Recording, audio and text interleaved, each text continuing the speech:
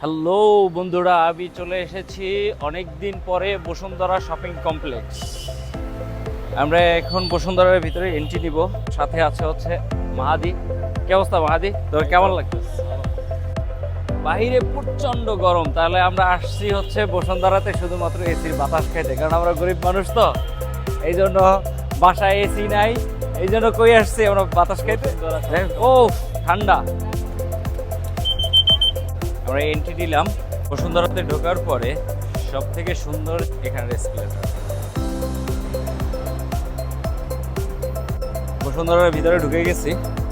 এখানের এই বলটা হেভি সুন্দর লাগে।